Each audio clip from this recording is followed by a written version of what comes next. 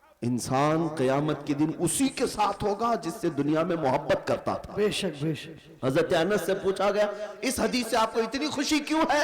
हजरत अनस कहते हैं इसलिए कि मैं रसूलुल्लाह से मोहब्बत सुभान अल्लाह। इसलिए कि मैं अबू बकर व उमर से मोहब्बत करता हूं, मेरा यकीन है कल क़यामत के दिन इन्हीं के साथ रहूं। नारे तकबीर, आज नारे रिसालत। आज है नौजवानों, अगर तुम किसी और के फैन हो, किसी और के पैरोकार हो, किसी और के मुत्तबे हो, तो तुम्हारे लिए तुम्हारी जिंदगी मुबारक। तुम जिसके पीछे चलना चाहो, एक बात याद रखना, क़यामत के दिन उसी के साथ उठाए जाओगे, उसी के साथ उठाए जाओगे, और जहां तुम्हारा वो आका जा रहा होगा वहीं तुम्हें भी ले जाएगा।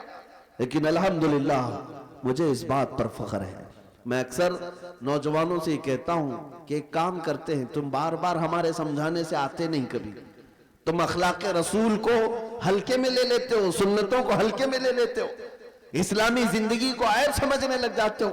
उन नौजवानों से मैं कहता हूं चलो ठीक है, मैं और तुम मिलकर एक काम करते हैं, मैं और तुम मिलकर एक काम करते हैं,